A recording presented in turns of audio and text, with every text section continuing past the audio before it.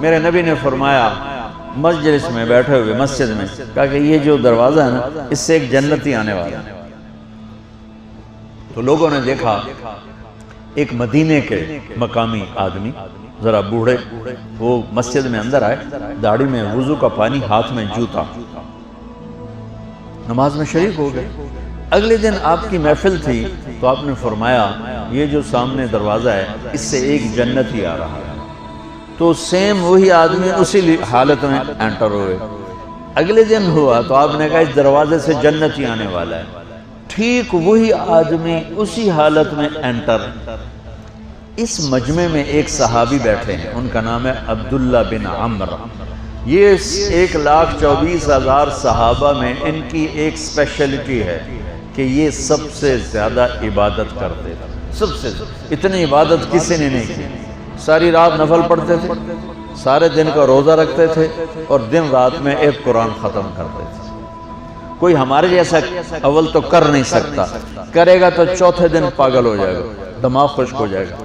اور انہوں نے نبھا کے دکھایا، رات پوری تہجد، دن پورا روزہ، اور رات اور دن میں ایک ختم قرآن۔ اب ان کو خیال آیا کہ یہ بابا جی مجھ سے بھی زیادہ عبادت کرتے ہیں، جو ان کو یوں ڈائریکٹ جنت کی بشارت ملی اور مجھے نہیں ملی، تو میں دیکھتا ہوں یہ کون سی عبادت کرتے ہیں۔ کیا یہ ساری رات سجدے میں پڑے رہتے ہیں، رکوع میں کھڑے رہتے ہیں، قیام میں کھڑے رہتے ہیں، کیا کرتے ہیں؟ تو ان کے پاس پہنچ گئے، چاچا کوئی تھوڑا والد صاحب کی ناراضگی ہے، دور رہنا چاہتا ہوں، 2-3 دن ٹھہر جاؤں آپ کے پاس؟ ہاں ہاں ہاں بیٹا آ جاؤ آ جاؤ۔ اب عشاء کی نماز کے فوراً بعد انہوں نے چادر اوپر لی اور چادر میں یوں سوراخ کیا اور یوں لیٹ کے دیکھنے لگے کہ اب یہ بزرگ کیا کرتے ہیں۔ بزرگ تشریف لائے، سرانے پہ سر رکھا، اللہم بسمک اموت و احیا، سونے کی دعا پڑھی، اور تھوڑی دیر بعد خراٹے آتے۔ وہ بڑے حیران ہوئے، بھئی میرا تو خیال ہے یہ ساری رات سجدہ کرے گا تو رو رو مسلح تر کر دے گا، یہ تو خراٹے چاؤں جاندے نہ ہو جا رہے ہیں۔ اب وہ دیکھ رہے ہیں ابھی اٹھے گا ابھی اٹھے گا ابھی اٹھے گا، پھر انہوں نے کپڑا اتار دیا، بھئی سویا ہوا ہے۔ وہ فجر کی اذان پہ اٹھے اور ان کا دماغ چکر کھا گیا، بھئی اے کی بڑی تہجد دے 2 نفل بھی نہیں تو جنت دی بشارت 3 دن کٹھی۔ انہوں نے کہا کل دیکھوں گا، کل شاید کچھ اور کریں۔ اگلے دن آئے، پھر اسی طرح یوں کر کے لیٹ گئے، اور بزرگوں نے بھی یوں کی، اور بسمک اموت و احیا، اور پورا کمرہ خراٹے آنا۔ وہ پھر پریشان، یہ کب اٹھے گا کب اٹھے گا؟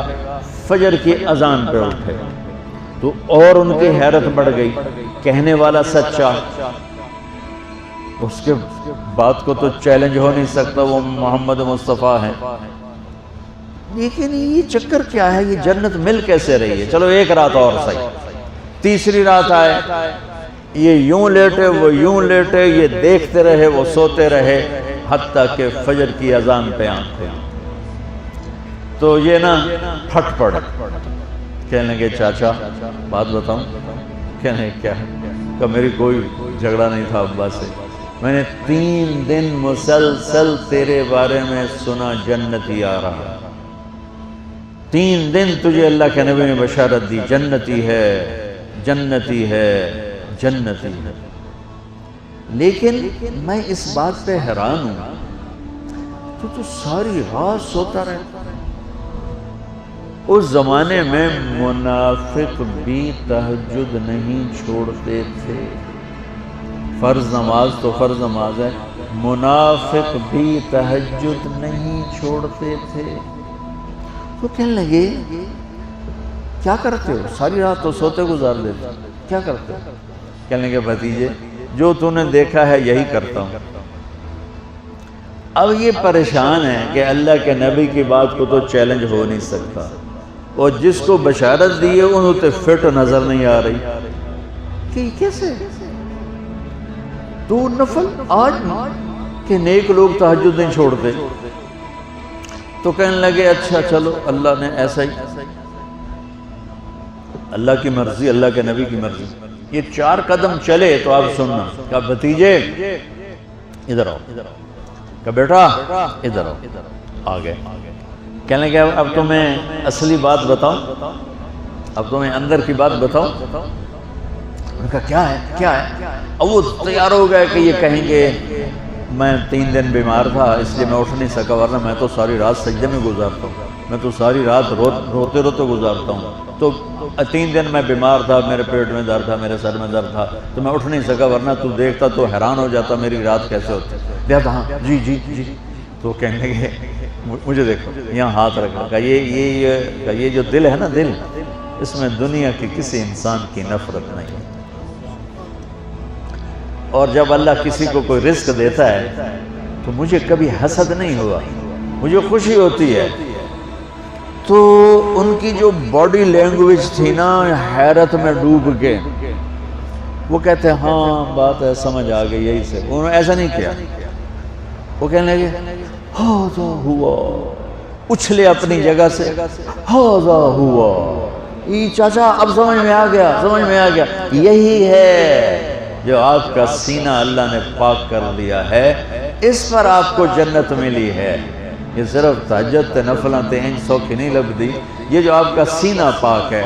اب پہلی حدیث کے ساتھ جوڑو، میرے نبی نے فرمایا میرے بیٹے انس، میری ایک عظیم الشان سنت ہے کہ اپنے دل کو دنیا کے انسانوں سے، میرے بچوں سنو، یہ نہیں فرمایا مسلمانوں سے دل صاف رکھ، فرمایا پوری دنیا کے انسانوں سے دل صاف رکھو۔ یہ بچیاں کر لیں، آپ کر لو، میں کر لوں، یہ تمہارے استاد کر لیں، کوئی کر لے، میرے رب کی قسم بڑے بڑے عبادت گزار ان کی پرواز کو نہیں پکڑ سکتے، بڑے بڑے سجدہ کرنے والے اور رکوع کرنے والے نفلی ان کی پرواز تک نہیں پہنچ سکتے۔ ایک اس وجہ سے کہ یہ عظیم الشان سنت ہے، ایک اس وجہ سے کہ اس کے کرنے والے بڑے تھوڑے ہیں، ایک اس وجہ سے کہ یہ مشکل بہت ہے کہ آدمی کو خود ذبح ہونا پڑتا ہے تب جا کر یہ چیز ہاتھ میں آتی ہے۔ ایسے نہیں ہے کہ تہجد کے لیے نیند قربان کر دی، ہم جماعت میں گئے 40 دن کے لیے تھوڑا روکا سوکا کھا لیا اور گھر کی جدائی برداشت کر لی، یہ پل پل کی موت ہے، پل پل کی عزت نفس پہ چھریاں ہیں، اور پھر یہ مسکرا کے چلتا ہے، یہ مقام اسے جبریل سے بھی اوپر لے جاتے ہیں۔